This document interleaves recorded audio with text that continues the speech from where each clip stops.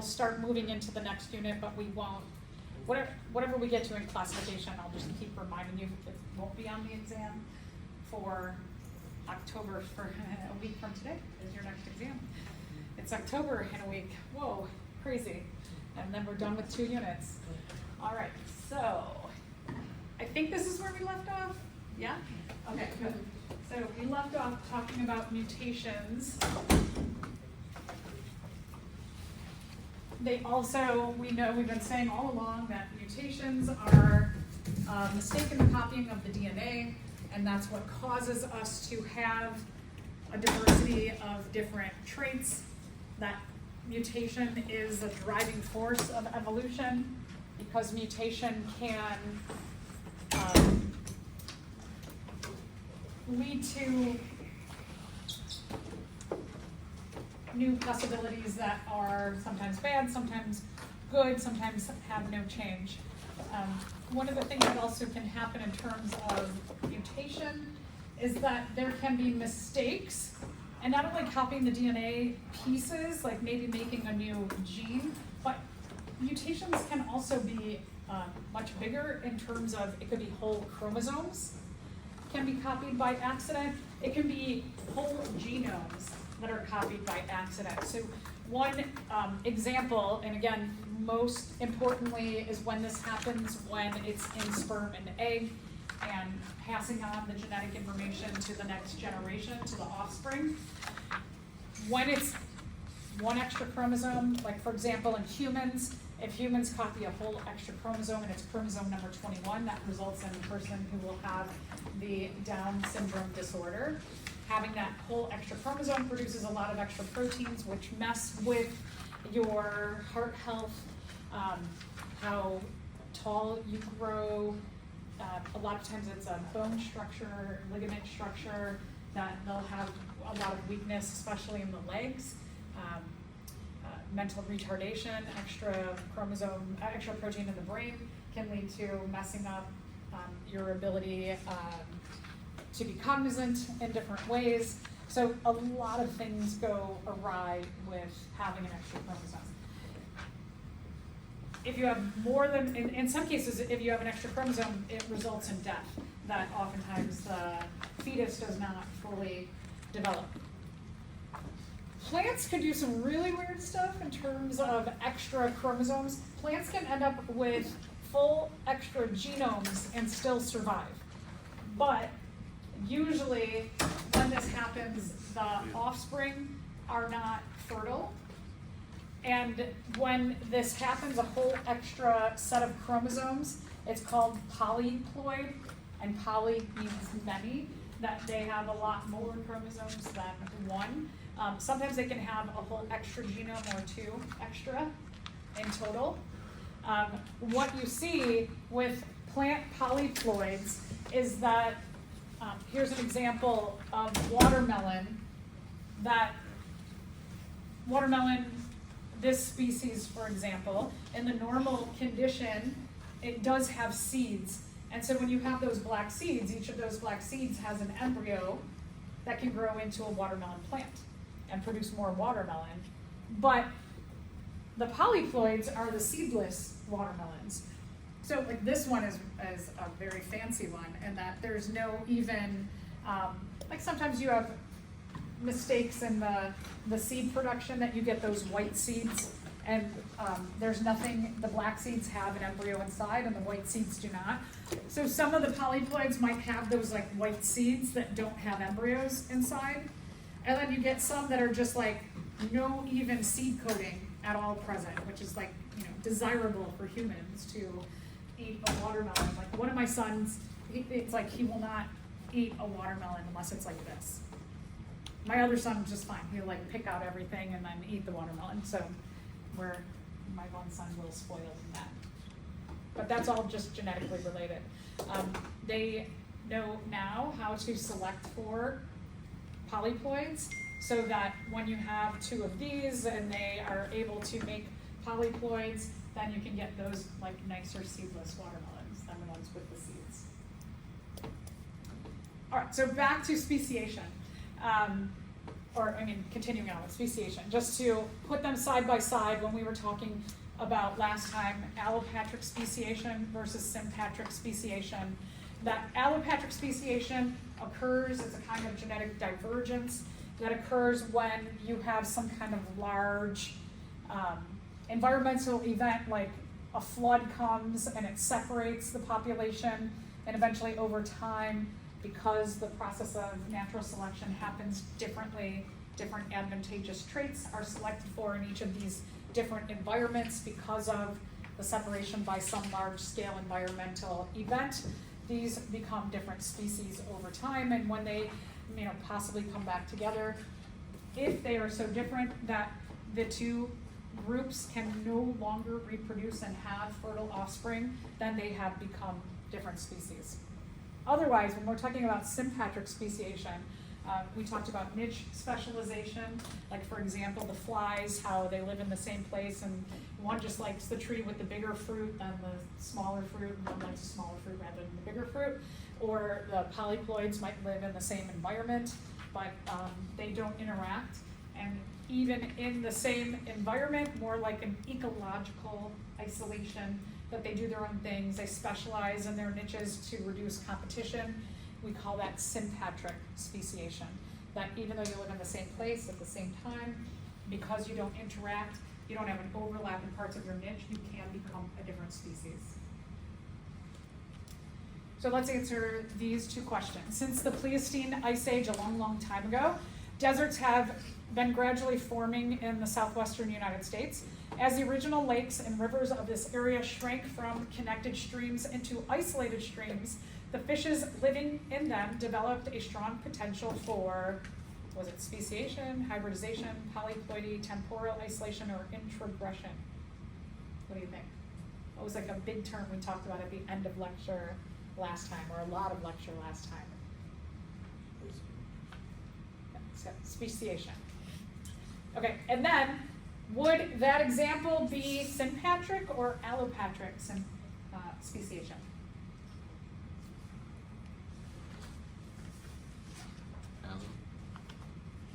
So that is allopatric speciation.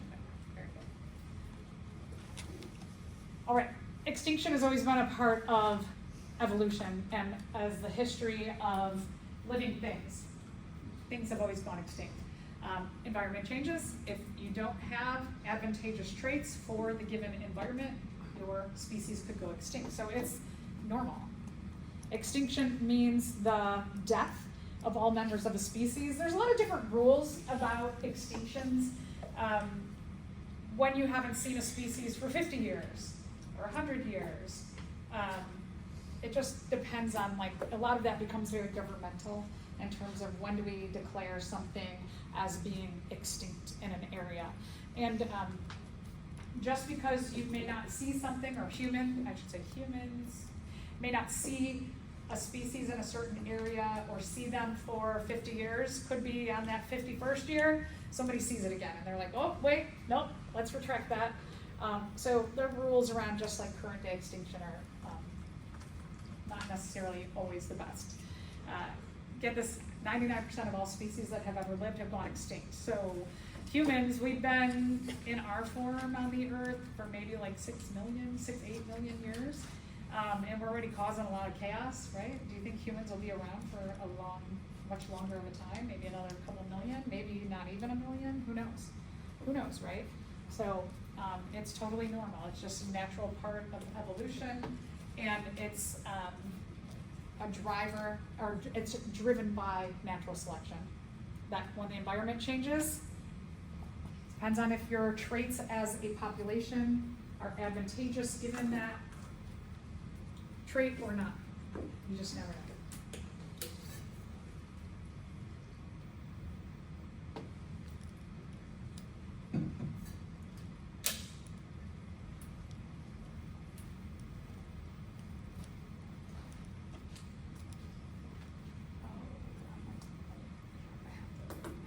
Okay, let's talk a little bit about what makes a species vulnerable or susceptible to extinction. So there's a few things. A couple major things. There's a lot of things, but one, if you don't live in a great large area, you're just have a very specific local distribution. So like snow leopards, for example, they live in a certain area, they live in the mountains of that area. If something happens, they're in trouble in that area. Two, panda bears, if you're over specialized, they eat bamboo. So if something happens to bamboo, they have to adapt to eating other things. But what if that's the predominant food in their area and there's just not enough for them to eat? They may go extinct. Other things that are pressures of extinction are, competition, right? Evolution favors organisms who have less competition. Who are your predators? If you remember that graph when we looked at populations, how populations can put pressure on each other, that as the prey increased, the predators increased, and when the predators were high, they started to eat the prey, so the prey went down, and then their food source goes down, so the predators go down, and so we see that predator-prey pressure on one another. If you have diseases in a certain area, parasites, that can have a big effect on your population as well. A big one that's happening today, humans and destroying habitats to make room for what we want to make room for. Yeah, for sure. If we want to be considerate of other species, if you remember from the last unit very briefly at the end, I talked about different zones of use, that we could have areas that are untouched and then have some mixed use and then have full use of an area. If we did more of that where we had zones of no use and areas that were just for study or maybe not even, we would have a lot more species, but we tend to not do that.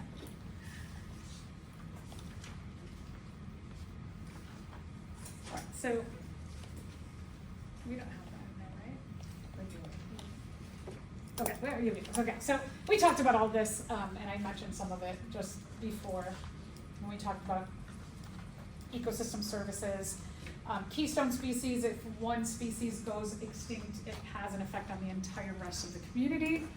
And just, in general, like some of this in terms of ecosystem services, if we think about it, we know that losing species costs us dollars.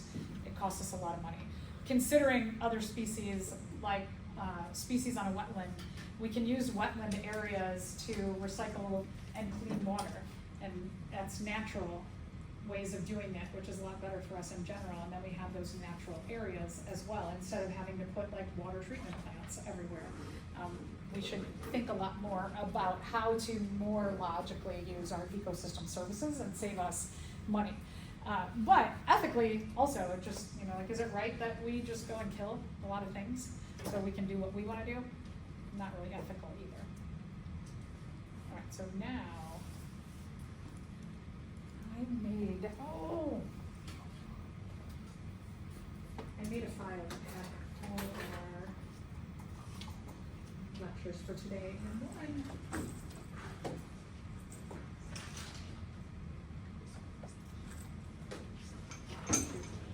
Sorry, I have this running smoothly.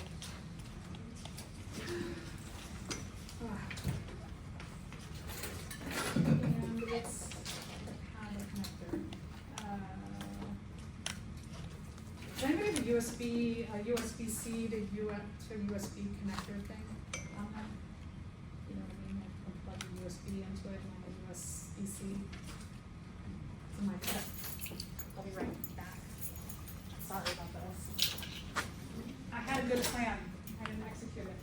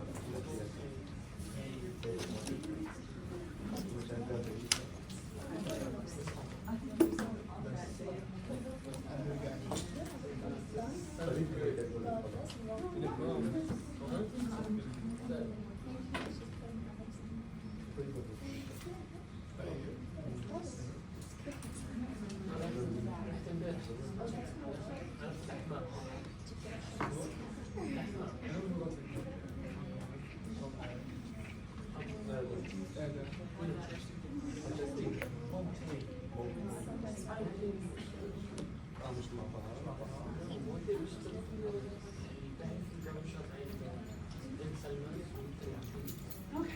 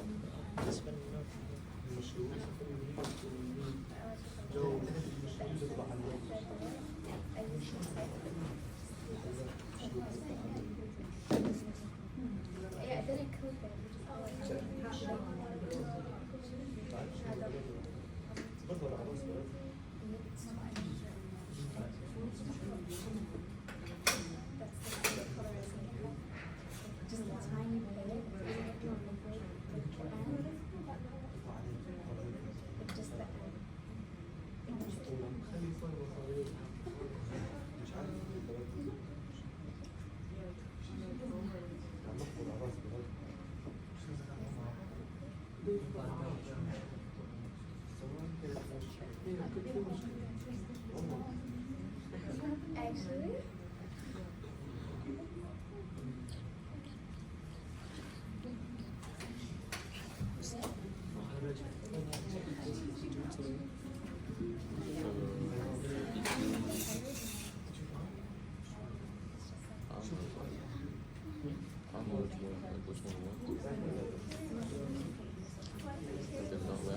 This is the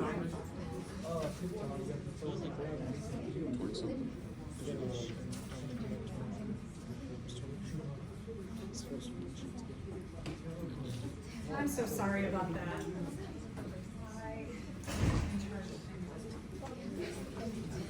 Okay, so now let's continue on and talk about the origin and history of life.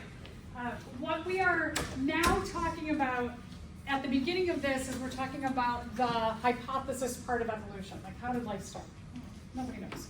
Nobody knows. So let's talk a little bit about like before even living things were around. We call that pre-biotic evolution. There's BIO in there. It means before the living things were around and evolved. What we had in evolution before living things was, who knows? Was the universe here? I don't know. You can have all your ideas that you want here. Eventually, the Earth formed. And then the conditions on early Earth had a big influence on how evolution started. So, early Earth, every semester, I forget to change this, we had simple inorganic molecules. Just note methane is an actual organic molecule. I know some of you know your organic chemistry. This is a small organic molecule. I keep forgetting to note that. Sorry. so should we like cross it off? The rest of these are inorganic. Should we cross off the? Well, just note that this is organic in case, like, just for your own, I hate to make mistakes and then just leave them. I make a lot of mistakes. Clearly, today's going that way. There's a lot of small organic molecules as well as small inorganic molecules. Remember that an inorganic molecule is a molecule that may or may not have carbon, and if it does have carbon, it's not attached to hydrogen. The rule for organic molecules is you have carbon that is bonded to hydrogen. That's why this is an organic molecule.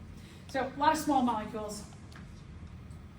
No free oxygen. Oxygen was found in water, but it wasn't free. It wasn't by itself like it is today.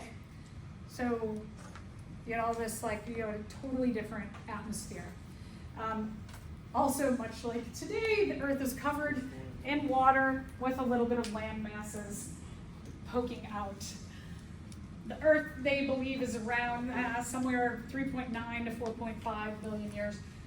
Please make note, you do not have to know specific dates, but you do need to know order that things came in. So like the Earth had to form before living things, that kind of stuff. So don't know the specific dates. I know it's like it asks for those dates in your objectives, but you do not need to know the specific dates because they've changed a lot anyway. But so just know order that evolution happened in. So they believe the Earth came about from a bunch of meteorites that smashed together and just started orbiting around our sun. And like I said, the Earth was a lot different than it is today. The Earth had a lot of unstable energy sources happening all over the place. Or maybe it is like today, I don't know. It was way worse back then. So a lot of lava flowing where we had land masses. Most of the surface of the Earth was water. There was a lot of lightning striking, other meteorites crashing. It was really chaotic and energetic. It probably looked something like this, where there were land masses that were sticking out. Those land masses were probably connected to the core of the Earth and opening up so that lava would come out to make the land formations we have today. But liquid was pretty much the majority of what was covering the Earth. All right, so again, hypothetically here, those small inorganic molecules, small organic molecules, water, with the striking of lightning to them in pools, in a small pools, like a tide pool, or areas that are like rocky where you have isolated pools of water, that when you have these molecules and water and lightning struck it, it might speed up some chemical reactions with all of those things together, and you have a lot of different possibilities for the creation of larger molecules. So from going from monomers, little small molecules, to larger molecules, polymers, you can start to get things like ATP or nucleotides and proteins and fats, carbohydrates, so that you would start to get these organic molecules beginning to form. So like, for example, here, this is an amino acid that if you had something like ammonia and lightning strikes it and takes off a hydrogen from ammonia, and it goes on to a central carbon and some other group and a hydrogen and a carboxyl group, and all of these separate groups become an amino acid. And then when you start having these monomers of the biomolecules and they start interacting in these pools with energetic sources, they possibly could have combined to become a cell. And again, remember, my words are very careful. Possibly could have. This may be the way it happened, but nobody knows. Miller, Urey are two scientists that showed hypothetical lab situations of what early Earth looked like and the molecules that were around to show like, hey, we could go from these monomers to polymers when we had a closed situation. They put it in this flask glass contraption. They put different molecules in and put water vapor in there as well as liquid water, and they heated it up and they put some electricity in there, and they did see that the simple molecules started to form more complex molecules. And they did all kinds of different experiments, put different things in, and they're like, whoa, look, we got this protein, and we got this nucleic acid, and we got that, and all the things that are components, base components of living cells. Also, meteorites striking, we're bringing in other atoms and molecules and compounds from outer space. If you know that, that phrase, we're all made of stars, because from the universe came molecules and compounds.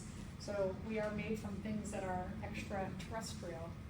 So maybe we're the aliens in this universe and beyond.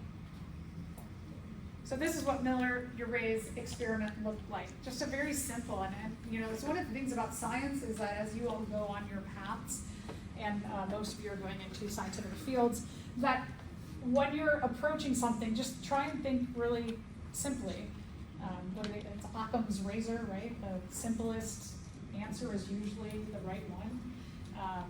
So just think very simply. Try and remember that, carry it with you, and then lead to the more complex ideas. So they had this very simple setup, where again, they put different molecules and compounds in one chamber, and they used water, and they boiled it, and they could have this movement of the molecules and compounds, and over time they could, depending on what they started with here, they could get all the different biomolecules out of it. Here's a tide pool. So a tide pool is on a shoreline where you could, with the wave action and the tides coming in and out, you could get these isolated pools of water, much like would have been similar to early Earth. And so, you know, like all these different biomolecules could combine to possibly make living things there, possibly again. They called these high concentration areas the primordial soup, that all of these molecules and compounds possibly could lead to living cells.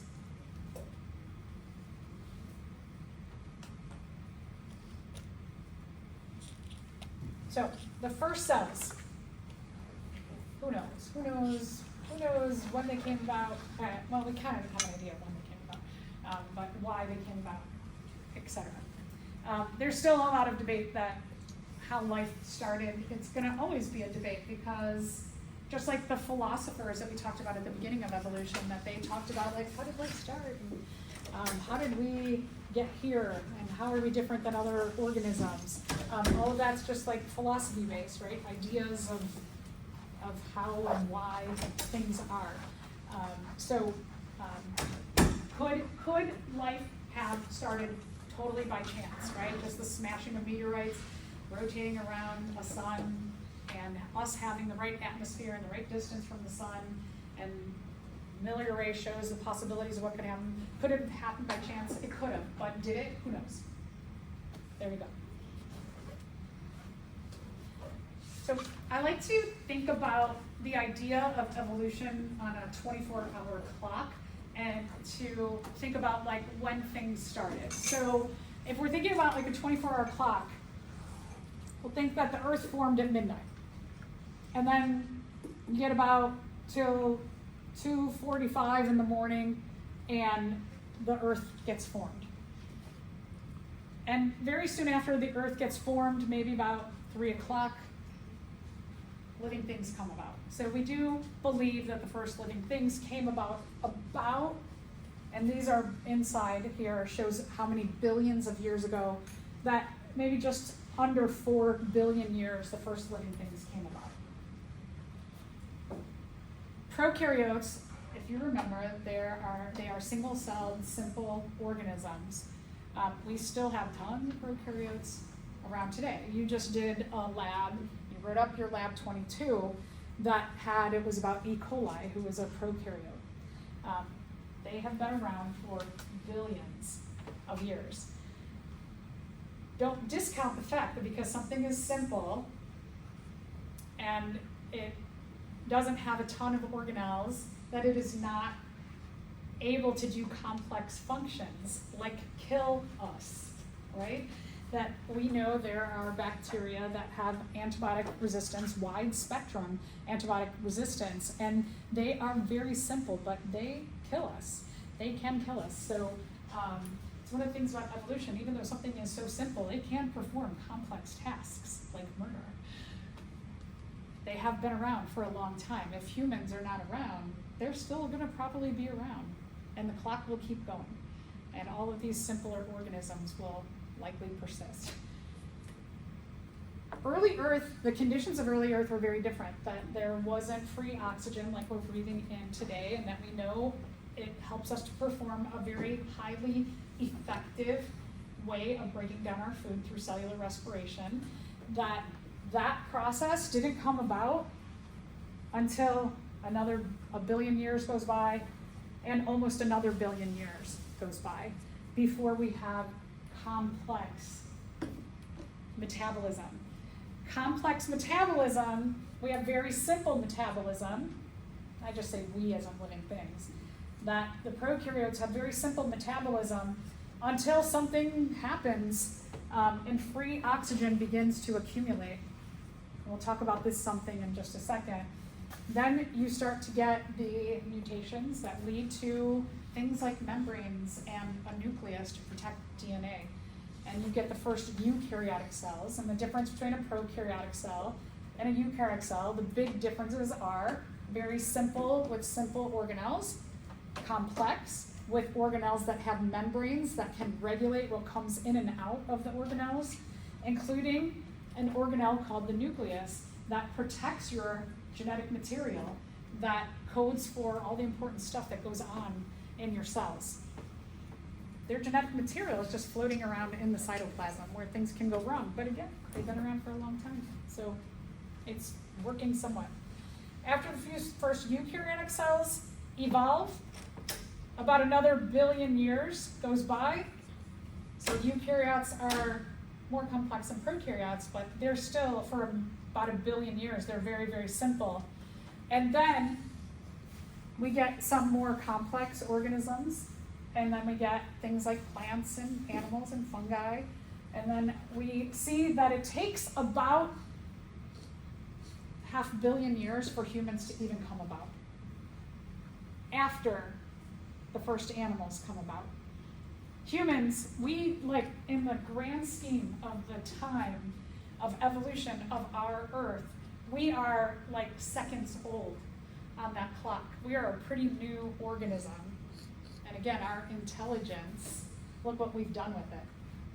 We're affecting every species on the planet in a negative way, maybe to our own demise. So let's go back to the beginning of living things. The first living things are believed to have come about 3.5, 3.9 billion years ago. They were prokaryotic. Again, prokaryotic means they evolved before the nucleus evolved. Pro, before, karyotic, nucleus. These cells do not have a nucleus. They do have genetic information. They just don't have it inside of a nucleus. It's not well protected. So, like, modern day bacteria, like E. coli, still doesn't have it? They still don't have a nucleus, no. Yeah, isn't that, they just have never had that mutation come up. So, if we're talking about a bacterial cell, whatever form, they come in a lot of different shapes, that they all have genetic material, and they have what's called a nucleoid region, which is a circular chromosome. And it's just attached into the plasma membrane somewhere. They also do have other pieces of genetic information. We'll talk a little bit more about this in the next unit, but they also have these little tiny rings of DNA that are called plasmids. And so in addition to their main circular chromosome called the nucleoid, they also have floating in their cytoplasm. They have other little rings of DNA, and here's the thing that's like really wild about this, is that these are, I mean, hopefully clearly I've made 3 different species of prokaryotes. What some of the prokaryotes can do is they can swap plasmids with each other amongst different species, and this has been the one of the ways in which antibiotic resistance has been shared amongst different species of bacteria. And they can make these bridges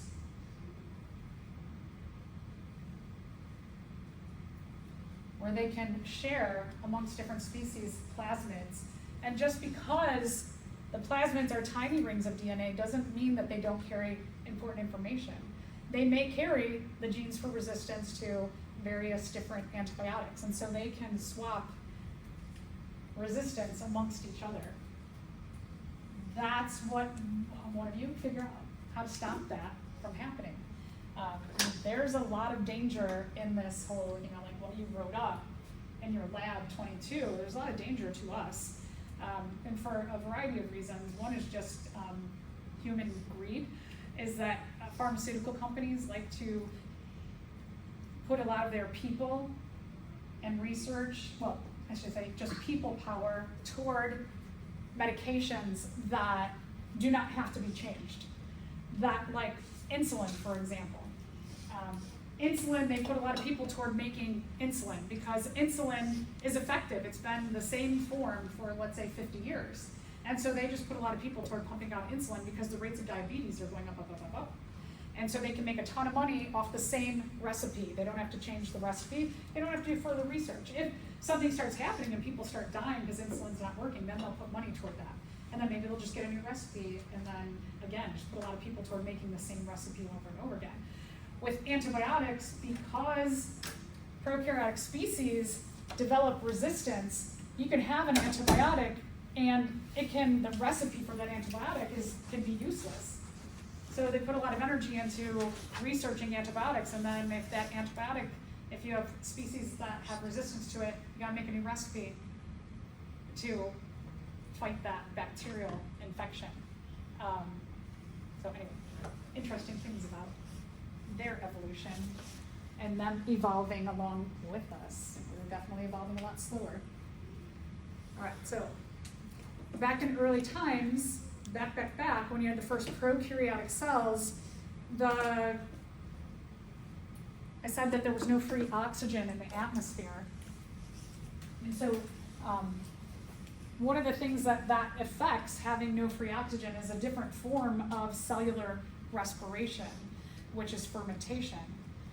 Eventually what happens is that there's a mutation that creates, it's not quite a chloroplast organelle, but it's something that does photosynthesis similar to a chloroplast, but much simpler, that you started to have parts of the cell that could photosynthesize.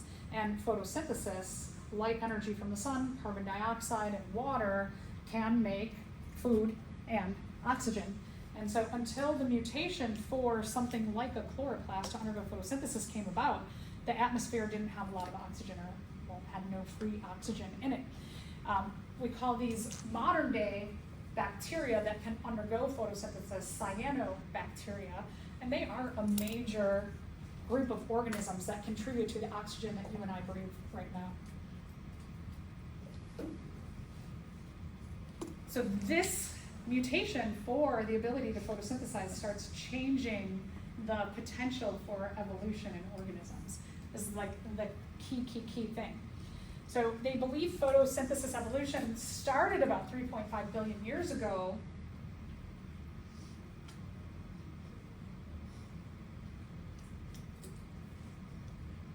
Now, just because it started, then you have to have evolution happen by natural selection, where the ability to photosynthesize and create your own food within your body has to be selected for as a group, and then you have to start slowly seeing that trait grow in numbers. Because just imagine if you had a mutation where your cells could photosynthesize, or let's say you received that from your parents, right? That you are just the sperm and egg that made you, that you got a mutation that allowed your cells to photosynthesize, and instead of spending so much money on food right now, right, you could just go outside and be like, woo, I'm making energy in my cells. It would save you so much time and energy. So this definitely gets selected for, but it takes a long time for that to build up as populations go.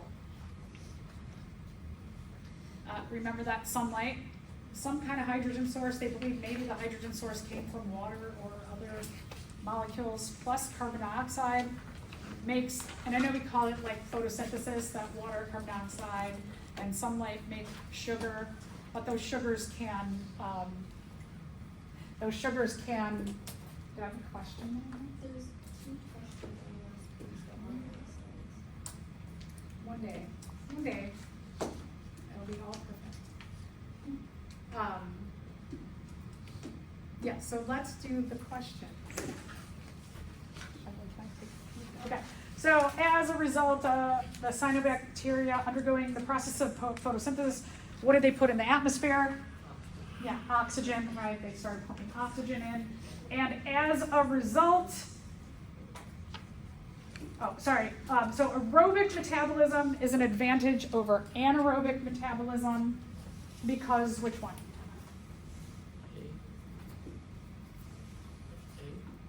So A is the metabolism of glucose with oxygen generates more energy per glucose molecule. Yes, correct. So just a little reflection. Please tell me, again, thank you so much if I miss questions.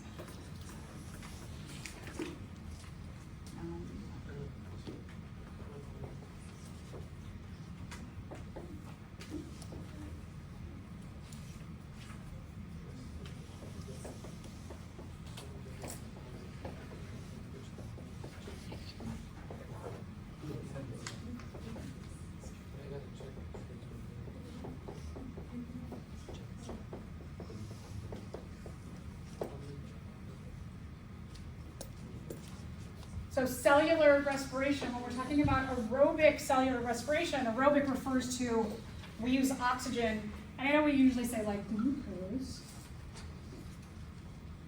but glucose is really a placeholder for food, that any food can go into cellular respiration. Glucose goes in the fastest. That's one of the things I hate about like starting to talk about cellular respiration, is that a lot of times I leave out, the part that's left out is like food goes in, right? Not just anybody on a full glucose, pure glucose diet. So your food eventually goes into somewhere in cell respiration. When we use oxygen to break down our food, as a result of the basic molecules, you get 36 ATP, carbon dioxide, and water. When we're talking about anaerobic respiration or fermentation,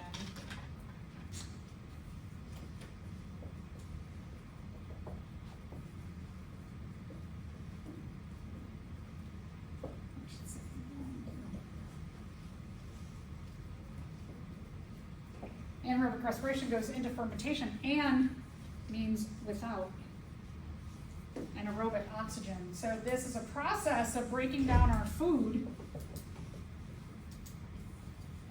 without using oxygen. So we're missing this food plus oxygen. You don't get that with anaerobic respiration. But what you get is you get 2 ATPs, you get some carbon dioxide, you get some water.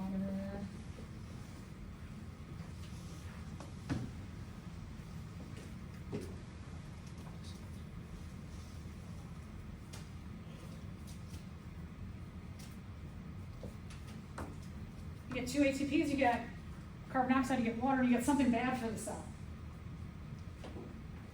So there's like good things about anaerobic respiration is you can still break down your food to get the ATPs, and the big deal about ATP is that ATP is used a lot to fuel a lot of processes in our cells. It's like the simplest currency, it's like a form of money essentially that every cell can take, that most organelles take, that most processes within organelles take to fuel themselves. So Where does water come in place, like as a product for cellular respiration? where? A whole bunch of places. Yeah, it's like water, if you remember just like a little bit about water, water is used to make and break molecules in the cell. That you have to have water to either build something up, or you take out water to break it down. Oh, sorry, you take out water to build something up, and you put in water to make something. So to break it down, take out water to make something, put in water to break it down. Water's around at every step. So kind of like a reminder that water is always around. It's almost like should be everywhere. So the good thing about anaerobic respiration is that your food breakdown can still make a little bit of currency of cells, the ATP, and then the other stuff that we make. But then the downfall is that it makes something bad for your cells. So, like for example, if you're yeast or certain kinds of bacteria, something bad is that you make alcohol. If you're the cell itself, and just thinking about humans, if humans consume alcohol, does it result in a good, let's say, metabolic outcome, not just sometimes bad choices, but metabolically, it's a dehydrator. It also lowers the amount of nutrients. You end up peeing a lot of your nutrients out. And that's why, because you get dehydrated and you urinate out a lot of your nutrients and processing the alcohol, that's why people get a hangover, is that you feel terrible the next day because you've like peed out a lot of good stuff. And so if you're yeast or bacteria, you're living in that dehydrator and thing that's sucking nutrients out of your cells. So that's not a good thing there.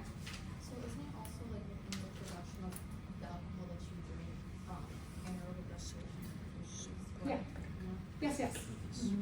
Yeah, precisely. If you're us, like an animal, we produce lactic acid.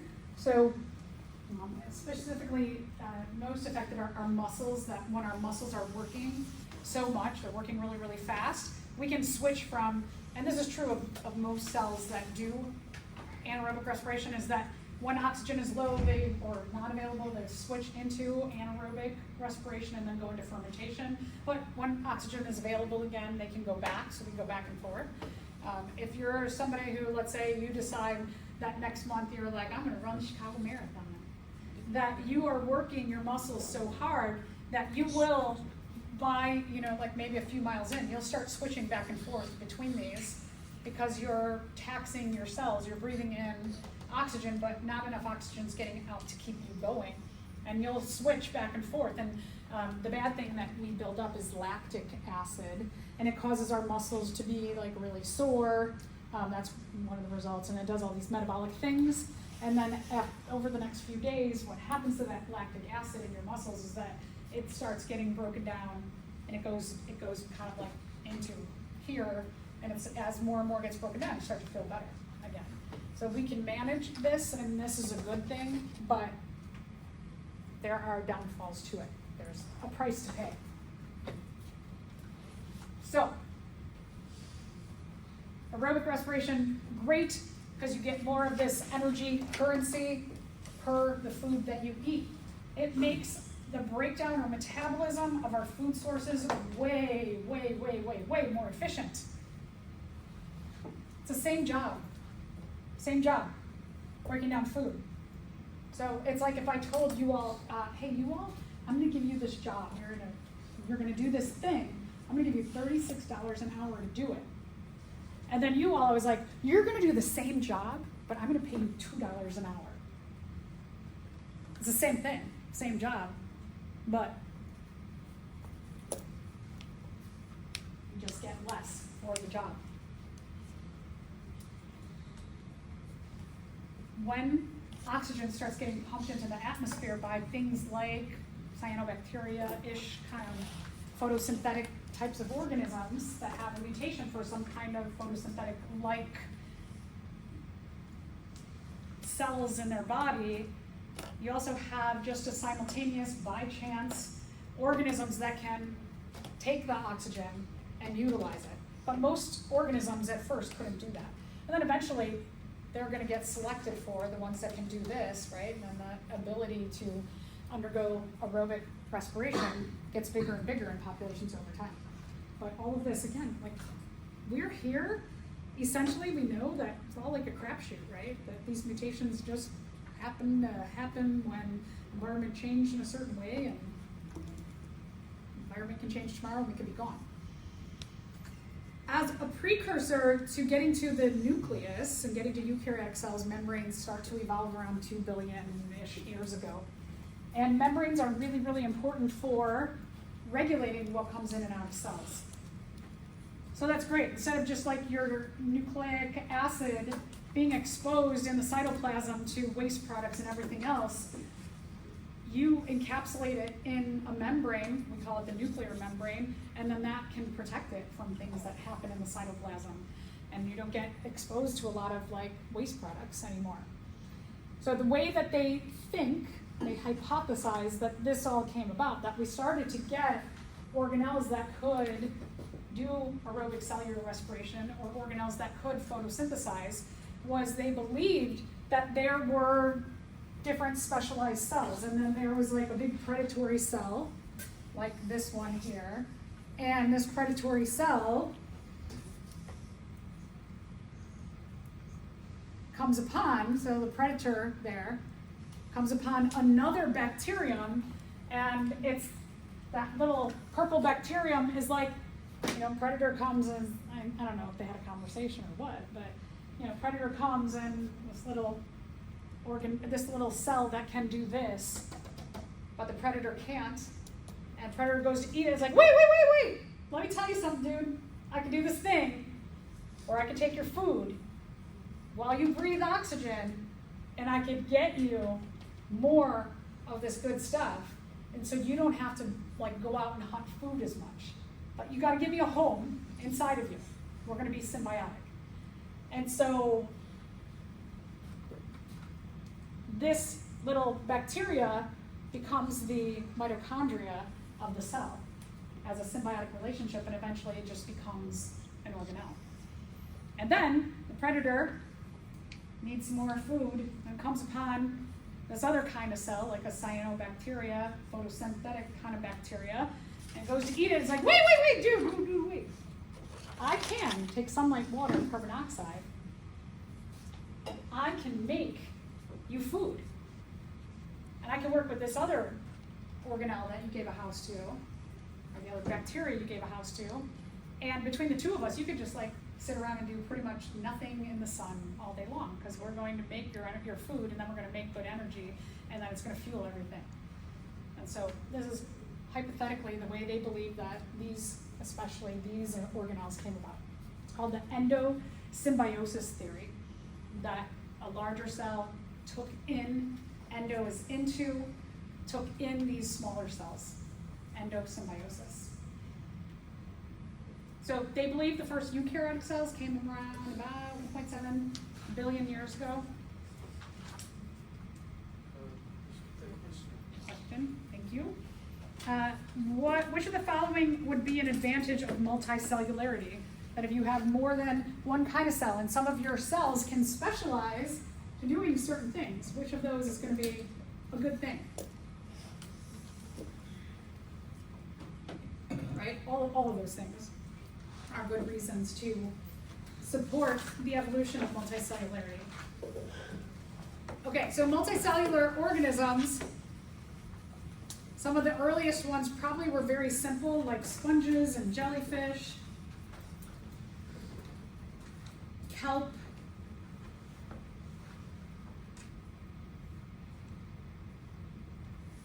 they probably had few organelles. Because they were bigger in size, more than one cell, they probably were hard for predators to eat now. Because imagine, right, if you're bigger, it's hard to eat something that's bigger than. And you have these different specialized cells that can do very specific jobs for you. Instead of you having to do all the jobs, you've got cells in you that do those jobs. And so there's a lot of advantages to being something that's simple yet has complex cells inside. Now, remember, nothing's on land yet, that everything's still in water. So, you might want to just definitely highlight here that the first animals lived in water. Because this is where a lot of students later, when we say the first land plants and then the first animals, or the first plants I should say, and then the first animals on land is different than the first animals, which the first animals evolved in water. And you've probably seen, if you go to the Field Museum, you've probably seen dioramas and things that look like this, that you have a lot of these water creatures we have a lot of fossils to show evidence of them in the past, and looked something like this. All right, land invasion only happened about 400 million years ago. We're under 1 billion years. We're under 500 million years. So here's some of the downfalls. That when we're looking at land invasion, that if you lived in water and you're all squishy and stuff, gravity's going to be a problem for you, right? If you take a jellyfish out of water, it just becomes like a mass of jello. It doesn't do well in gravity. So you had to have evolved something, some kind of exoskeleton that gives you some kind of structure to resist being crushed by gravity. You also just like, you're living in water, right? Now, water isn't as readily available around you. You're gonna have to seek out water. Especially if you're relying on water to like put your sperm and egg in to make your next generation of offspring. So you gotta seek that out. Sunlight is a good thing, certainly, but also what if you get too much sunlight? That's not good. When you're in water, you can go deeper and deeper and deeper, and you can get away from the penetration of sunlight. So can be a pro and a con there. Here's a good thing though, not a lot of other organisms live on land. So it's all yours. At this time, when land was invaded, you have to think about a lot of organisms. We're talking fungi and plants and protists, all these other things. And not as many species are living on land as are living in water. So competition is a lot less, but you have to have all the characteristics to deal with all of these cons here. The first land plants came about a little bit earlier, about 475 million years ago. We had to have plants for other things to eat. Because it's hotter on land, it's drier, right? Air is drier than water. You have to have a waterproof coating. We see that on plants today, that plants have a waxy coating, and the waxy coating on them, it helps to keep water inside of their bodies and keep them hydrated. You also had to have specialized tissues to allow water to flow within your body. You had to figure out some means of reproduction that wasn't necessarily water-based. Mutations for seeds with a hard coating, right? When you plant something, when you get seeds for something, all the seeds have some kind of like hard coating on them, and the embryo is inside, and that hard coating keeps the embryo hydrated. Also, cones, eventually pine cones come about, eventually flowers come about to use other organisms to take your sperm from plant to plant and get you to do some like hybridization or mixing. So a lot of weird mutations have to happen simultaneously with other of your own weird mutations. I mean, like other species mutations have to work with your own co-evolution has to be happening. Land fish came about a little before 400 million years ago. Fish in water that could go on land and deal with being in the air usually had some kind of weird like extra stomach pouch that could breathe oxygen, because remember, they're breathing water when you're swimming. You also have to have some way to get around. So fins that are for swimming, some of them had ones that were like this, and they could walk on their fins on land and get around. Some of those mutations. They started to move from pond to pond. One of the things that we see about going from fish and water to amphibians on land is that amphibians today still have to be closely tied to water sources for their reproduction, as well as their skin is still a respiratory surface, and respiratory surfaces have to remain moist or wet.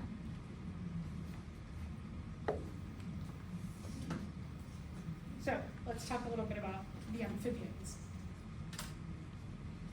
As I mentioned, amphibians, their skin always has to be moist. They have to be closely tied to water. They don't necessarily have to live in water. Some species do have to be submerged in water all the time, or their skin dries out. And some of them can go away from water, but they've got to be very close to water, or they have to live in a super duper duper high humidity area so that their skin is always moist. They also, their eggs have to be laid in water. And like this is like, oh yeah, tadpoles, or the embryos of fish, embryos of amphibians, they look like a fish. They have gills.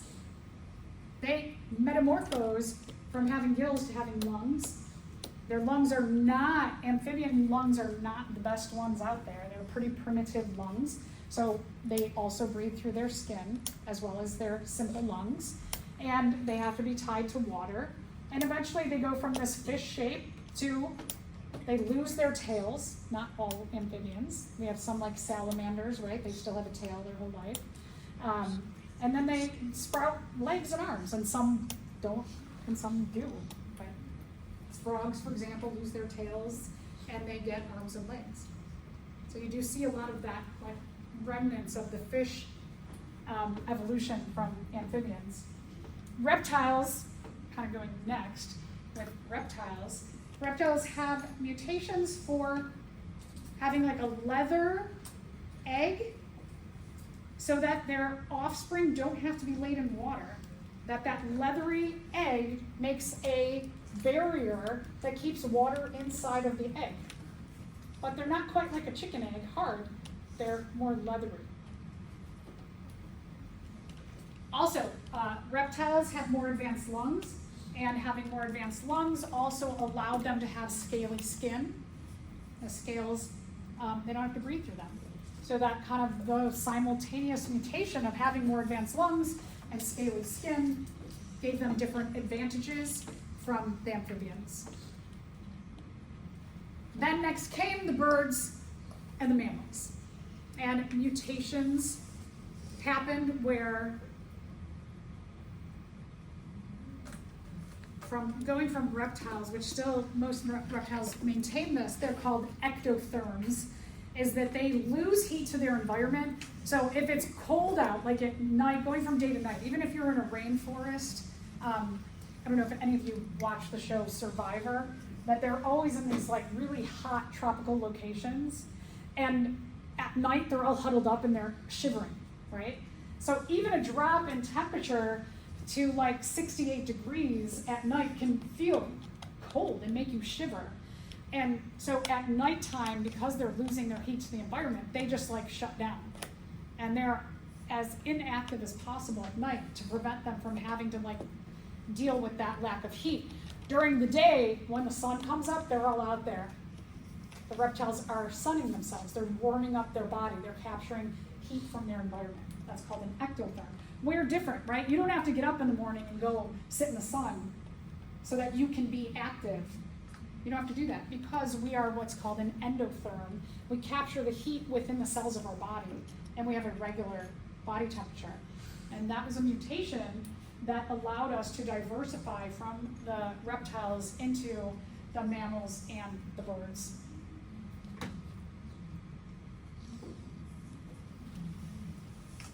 Also, the development of insulation that we had as mammals start to have fur or hair, and as birds, they have feathers.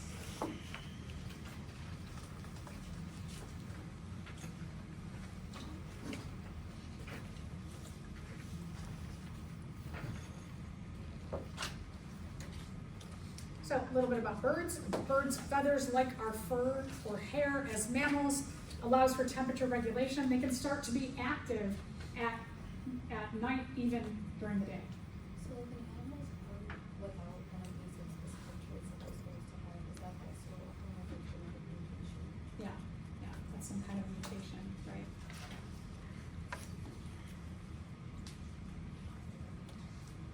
So night activity, being able to have that endothermic ability to keep warm, as well as feathers to keep you warm, it allows for birds to diversify and take advantage of the nighttime. Same thing with the mammals as well. Remember in Lab 21, perhaps you got to this and perhaps you didn't, but Archaeopteryx is a transition animal. It shows the common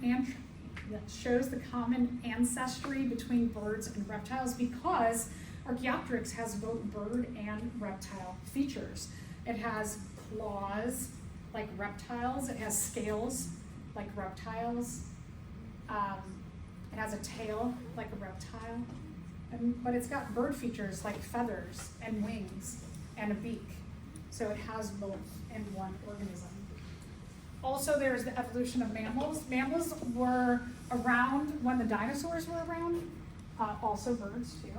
And mammals were small. Dinosaurs were really big. Mammals, it was an advantage to be small because they could go up in the trees and hide away from the dinosaurs. They could eat smaller food.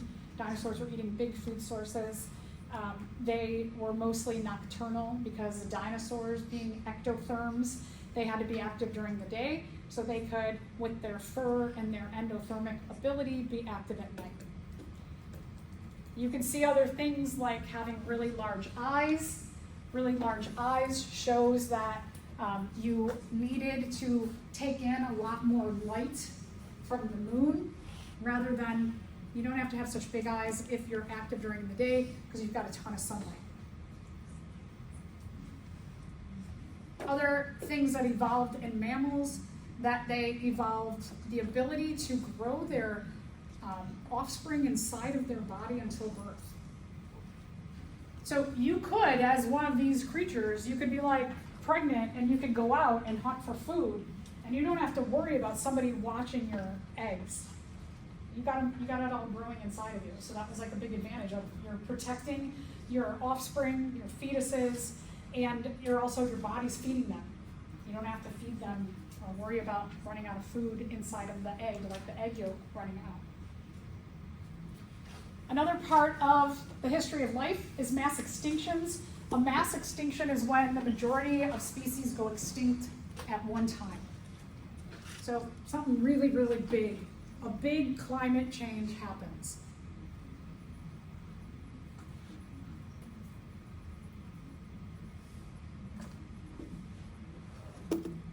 There have been 5 mass extinctions that we know of, where the majority of species went extinct. Scientists believe we are in the 6th mass extinction and that humans are the impetus for that we are the agents of natural selection for making our 6th mass extinction for the history of Earth.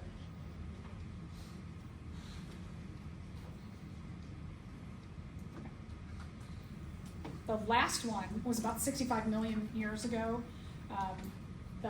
They believe that a meteorite crashed down around the Yucatan Peninsula, and it wasn't the strike of the meteorite itself, like being hot or something and killing off like all the species on the Earth were not in that same area.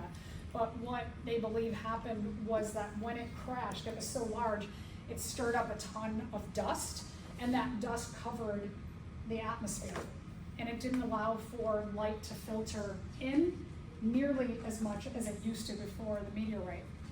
What happened then was a chain of negative events, that with having less sunlight filter into the Earth, less of the very large plants were able to photosynthesize and feed themselves, so they started to die off, and the large herbivore dinosaurs then had no food, and then the omnivores and the carnivores had no food. So you have this chain of events that happens. There was enough sunlight, though, for little small plants to grow, and so the little small mammals, they were like, cool, we can be active all day and night, because those big things that would eat us just like little snacks, they're gone. And that's when they believe about, at the 65 million year ago mark, that the dinosaurs go extinct, or not at 65 million years ago, but a little bit later, 60 million years ago, and that the mammals, so dinosaurs are going down and mammals are going up. So, I've mentioned this so many times, right? Climate change has always been happening. Oh, wait, we have a question. Which of the following evolved first? So this is very similar to a question, like instead of knowing the dates of events, like this happened at this many million years, billion years, I don't care about that. But this for sure is similar to a question you will find on your exam, the order that things came in. So pick out the right order.